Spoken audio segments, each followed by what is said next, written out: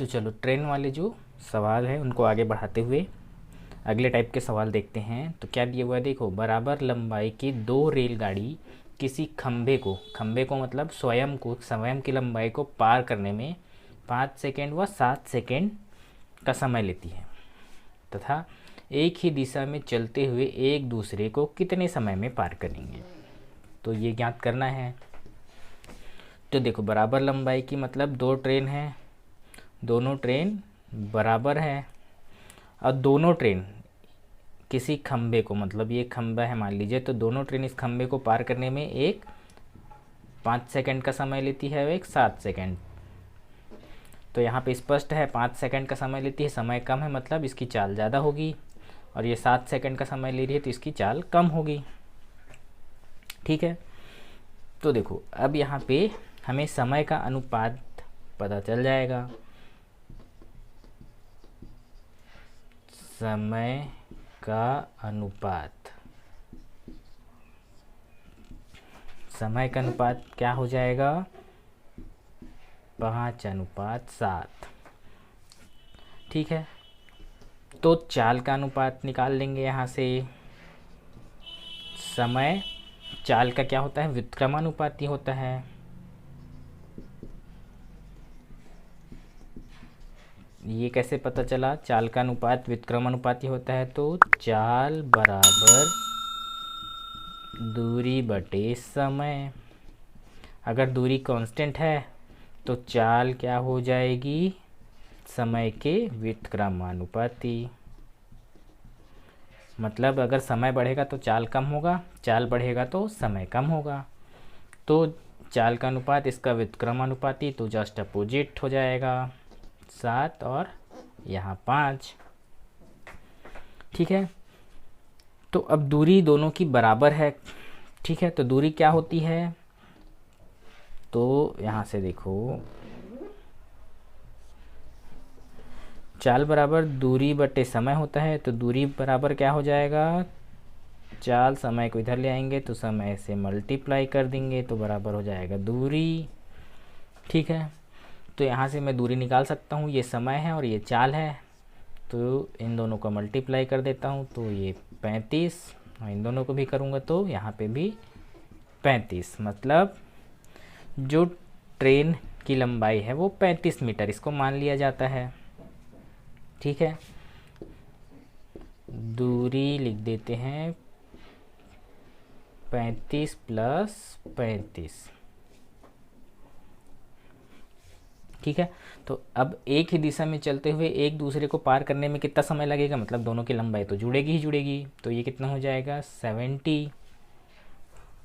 ठीक है, तो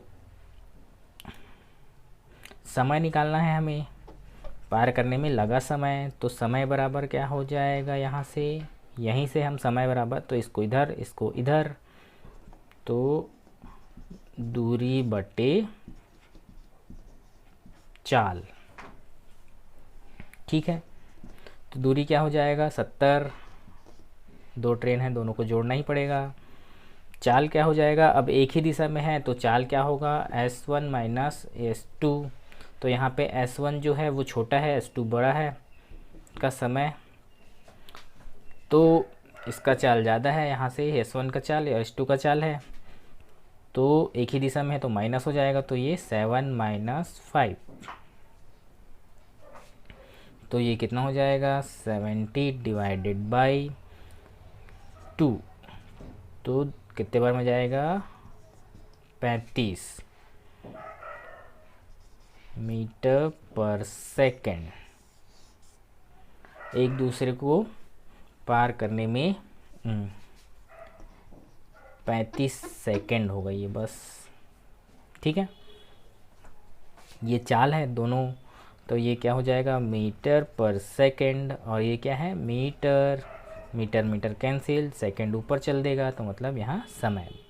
तो इस तरह से मीटर को भी काटने से, मतलब यूनिट को भी काटने से हमारे यूनिट कभी गलत नहीं होगा। तो 35 सेकंड का, ये सेकंड है ना, का समय हमें लगेगा एक ही दिशा में जाने पर।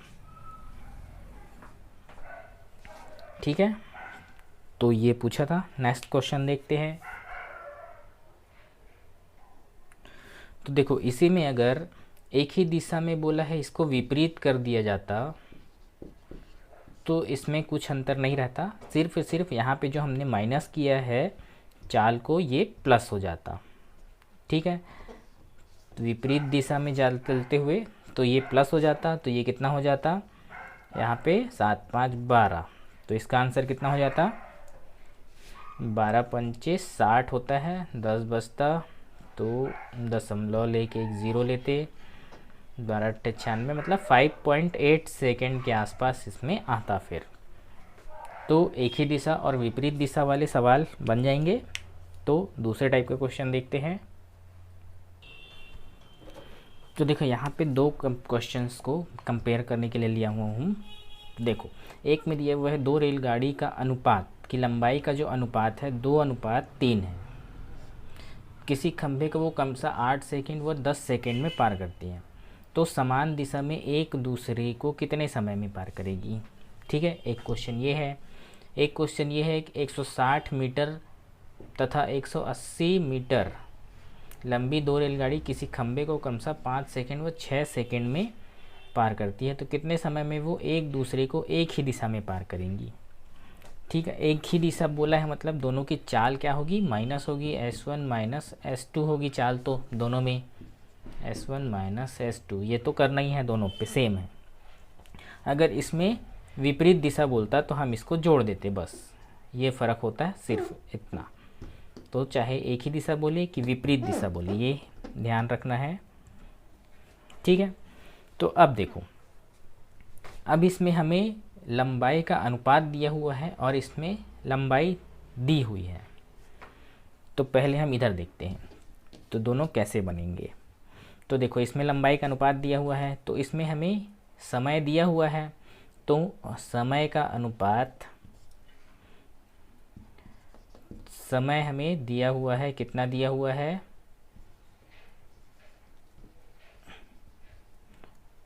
8 सेकेंड और 10 सेकेंड।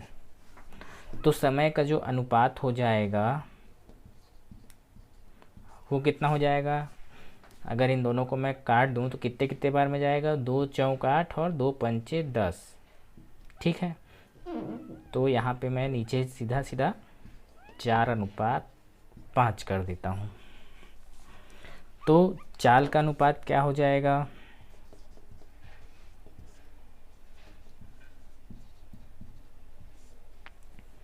चाल का अनुपात इसका अपोजिट होता है, तो ये इधर और ये इधर, तो 5:4।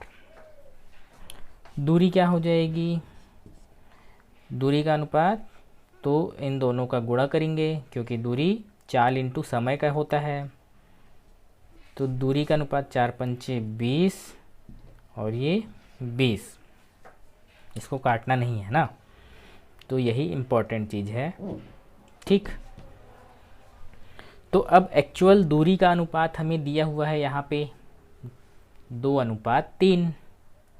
ठीक है, तो इसमें हम गुणा करेंगे 2 और इधर गुणा करेंगे 3 का, तो एक्चुअल में हमें कितना मिल जाएगा यहाँ पे 20 दूनी 40 इंटू अनुपात 20 दिया 60, पर इसको अब काटना नहीं है इधर।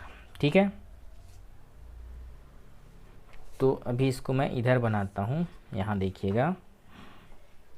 तो अब क्या निकालना है, एक ही दिशा में कितने समय में पार करेगी। अब एक ही दिशा में हो चाहे विपरीत दिशा में, लंबाई तो हमेशा क्या होती है, जुड़ती है, तो ये दोनों को यहाँ जोड़ देंगे, 40 + 60 और नीचे S1 माइनस S2, तो S1 कितना है यहाँ पे 5 और S2 4 है, तो यहाँ पे 5 - 4, तो ये दोनों कितना हो जाएगा 1, तो इसको हटा देते हैं हम यहाँ पे सीधा सीधा, तो ये दोनों को जोड़ देंगे तो क्या हो जाएगा 100। ठीक है, 100 सेकेंड।